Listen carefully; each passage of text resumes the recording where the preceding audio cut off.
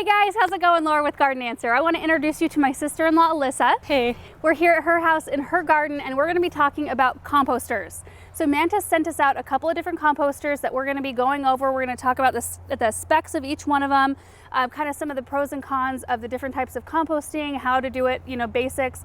And then we're going to also be setting Alyssa up with one of these in her garden to use.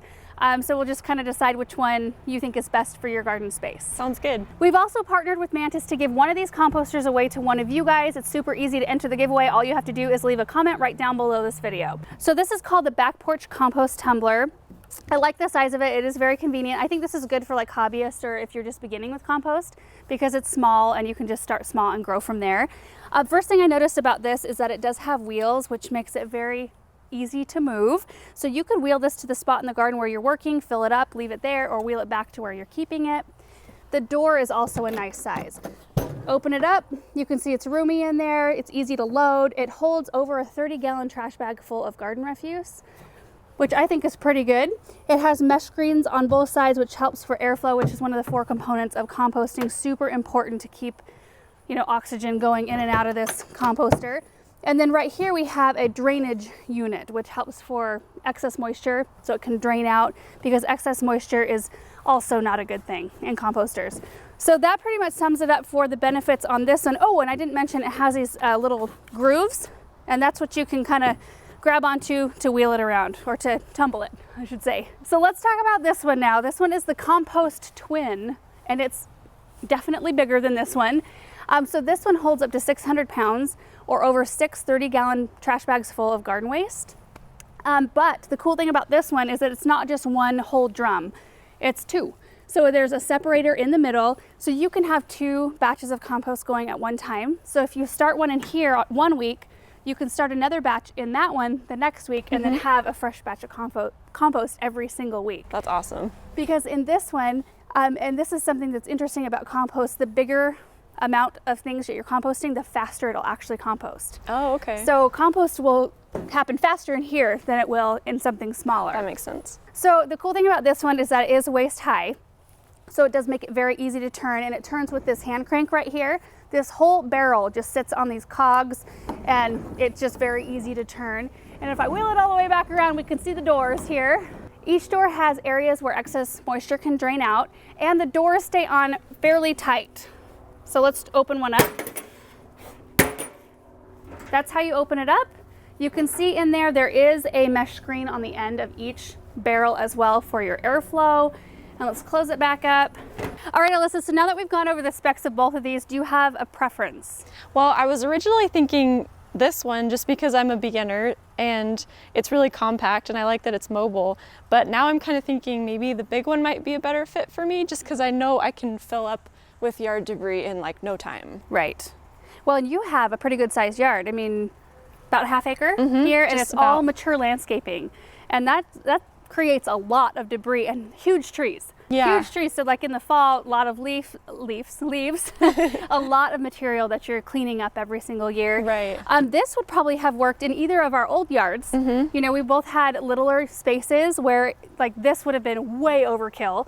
It would have been hard to hide this in a yard our size before. The fact that you have the opportunity to do 2 batches in here as opposed to just one means that if you have like the right temperature and the right ratio of ingredients in here, you could have compost in as little as 2 weeks, which means if you have one going every other week, you could have fresh compost every single week, as opposed to this one, which can take up to 4 to 6 weeks. Right. Okay, so I think we've determined that this is probably the best fit for your garden.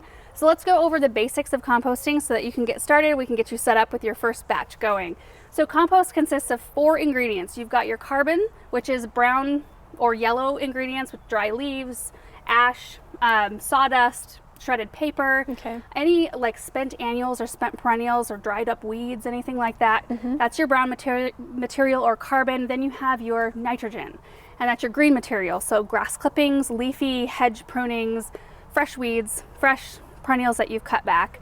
And then you have air, so oxygen, airflow. That's hugely important, and that's why they have these screens on the side, so you make sure that air is going in and out. And that's actually a really the tumbling part is really important because that introduces more oxygen into the middle of the pile. Gotcha. And then moisture is your fourth ingredient, which typically your nitrogen element, that part of the compost adds enough moisture into your batch that you don't need to add, like physically add any more water in. The way you can tell the easiest is that you put your hand in there, grab a handful of whatever you got in there, squeeze it. If any water drips out, then you know if there's too much moisture, that can really harm the pile. It'll, smother the microorganisms that are in there, drown them out. If it kind of crumbles apart and doesn't hold any shape at all, then you need to add a little bit of water, which you can do easily with a watering can or just sprinkle quickly with a garden hose. If it holds together in a nice kind of ball, but there's no excess moisture and it doesn't fall apart easily, that's like the perfect niche. Okay. So I think what we should do is we should run out to the garden and pick some weeds. Okay. And get some green material, and then we can go grab some leaves. Okay, perfect. So these weeds right here are a really good example of our nitrogen element of the compost, or our green materials, as our grass clippings, or when you hedge something and you have excess with green leaves on it, or when you cut back perennials, things like that. So we've gathered up 1 bag full of nitrogen, so we'll put that in the composter, and then we need to go get 4 bags full of carbon or brown material, because that's the ratio we want to shoot for, 1 part nitrogen to 4 parts carbon. So dried up leaves are going to be your easiest and best source of carbon to grab. To put in your composter, and I'm actually glad that you left this little area from last fall, because I think that this will fill up the rest of that side of the composter. So once I'm done cleaning up this spring, what's the best thing to use after leaves? Okay, so that's actually a good question, because it is hard in the summer when we don't have leaves that have fallen from the trees. We don't really have abundant dried up stuff because everything's green and leafy and nice. Right. So there are a few other things that you can add in, like shredded paper or ashes, sawdust, but all of those things aren't really abundant resources either. So the easiest and best thing that you can do is just go down to your local garden center and pick up a Compost Activator. It's just a bagged product, and what it is just a bunch of good bacteria. It's kind of like a carbon replacement that you can put into your composter, and it'll help start cooking the pile. Okay. So that's a really easy way to do it when you can't get your ratio just quite right. Right. All right, so now that we have the one side of the composter filled up, we can close it up, and then you want to leave it for just a day or two, let it kind of settle a bit, and then you can tell if you need to add any moisture, because like I said, oftentimes the nitrogen source will add enough water to the mix to be just perfect. Okay.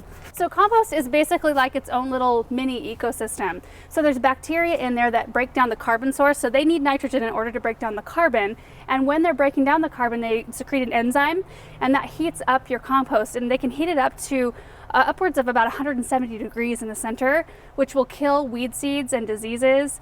So it's okay to put weeds in there. That's totally fine. I know I get asked that question quite often, if that's okay, because you don't want to like add and perpetuate the problem in your garden. Exactly. Right. So, if done properly in the correct ratios like we added today, it should heat up fine and kill all those weed seeds. Of course, if you have a really bad problem weed like bindweed or white top, or have something that's super diseased or very, very insect ridden, you just want to get rid of it. Just dispose of it in the garbage so that you don't perpetuate the problem. You do want to go out every day or two and make sure to give it a good couple of turns so that it keeps on mixing, and it will compost faster if you don't add anything to each batch. So once you have that door closed up, you have stuff in there, you want to kind of leave it alone. Otherwise, if you add new stuff to it, it can slow down the process, because all of a sudden it can cool down your pile. Okay. So the composter is definitely not in the right spot, because it's just right out in the middle of your lawn where we put it together yesterday.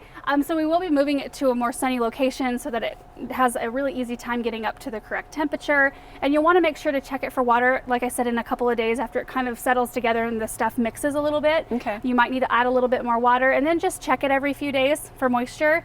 And then during the hot part of the summer, you should have compost here pretty quick, every 2 to maybe 3 weeks. So get in there. Once it looks like it's started to break down and looks like dark and crumbly, then you're well on your way. And then once it's pretty much uniform, then you can start taking it out. You can use a sifter and you can sift out, or just take out anything that's bigger, because you can compost things like branches and sticks and things like that. Of course, the smaller you make everything that goes in here, the faster it will compost. Okay. But you can take out any debris or little bits that are left and then start using your compost out in the garden. Cool. So anyway, guys, that's pretty much it for the video. I'm super excited to see how Alyssa does with this composter this summer. I want to see some lots of good compost coming out of this thing. Don't forget to enter the giveaway. All you have to do, remember, is leave a comment down below, and we'll be selecting one of you guys to pick which one you want for your garden. Thank you guys so much for watching this video, and we will see you in the next one. Bye. Bye.